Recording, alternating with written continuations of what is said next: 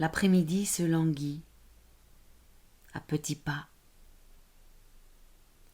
Le soleil joue avec les collines, il est vermillon, puis vermeil, se cache dans le mauve et réapparaît mordoré.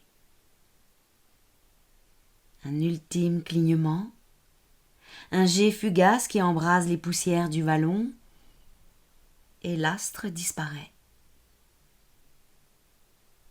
Instant fragile du changement qui s'installe dans l'ombre qui se répand. Instant fragile où les esprits interpellés par cette rupture s'interrogent. L'intimité naissante du soir, c'est un peu d'extraordinaire qui arrive à petits pas.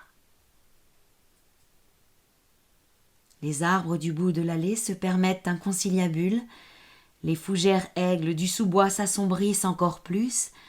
Cherchent-elles à traverser le chemin? Les oiseaux se sont tus. Volent-ils à reculons? Soudain, du vallon s'élève un son qui enfle et rebondit.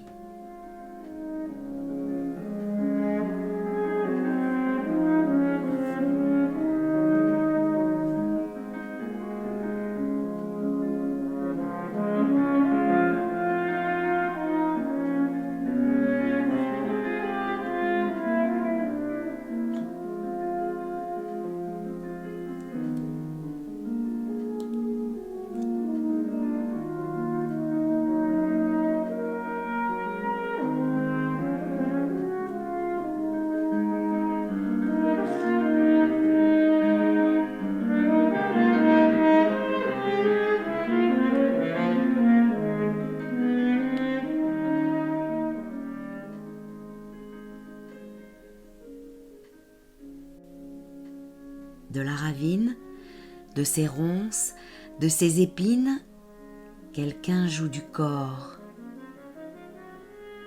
L'inquiétude est vite balayée par le chant mélodieux de l'instrument champêtre. Nous fermons les yeux. Nos pensées s'enroulent, se mêlent aux appels du corps et s'envolent à la poursuite des gammes. La moiteur du soir devient exquise, légère. Les échos renforcent la magie un peu trouble de l'endroit. Le vallon est musical. Les deux saules du pré s'en trouvent toutes ébouriffées. Les hortensias de l'allée caquettent en sourdine de plaisir. Les fougères ont renoncé à leur voyage, inquiètes des gros yeux des chênes. Même les orties avec leurs barbes blanches sont devenues amicales. Les oiseaux ne volent plus, ils planent. Tour à tour, puissante et légère, la mélodie s'élève du fond du vallon. Dans ce soir qui s'éveille, dans cette résonance venue d'en bas et qui monte dans le ciel encore bleu, les vies deviennent belles. La maison est à flanc de coteau. Dans la cour qui s'ouvre sur la ravine, face aux collines qui bleuissent, les enfants ont arrêté leur jeu. Leurs regards sont interrogateurs, incrédules.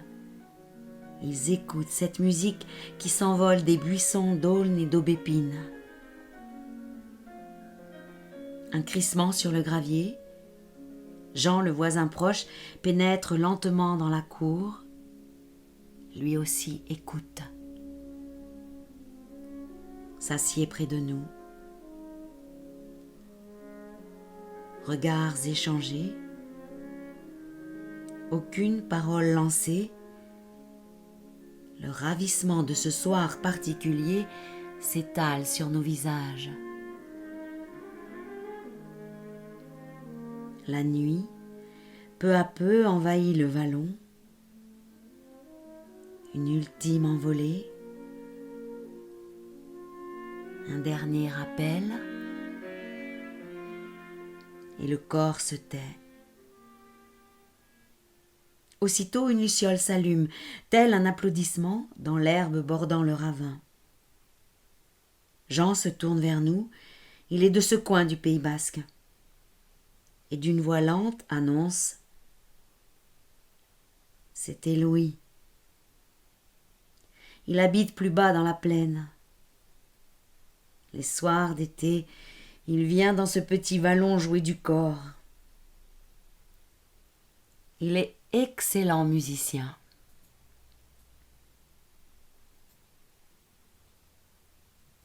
Instant de silence, presque de recueillement. Son regard balaie lentement le paysage. Il ajoute « Et puis, pour jouer du cor, il faut un vallon, comme il faut une église pour jouer de l'orgue. »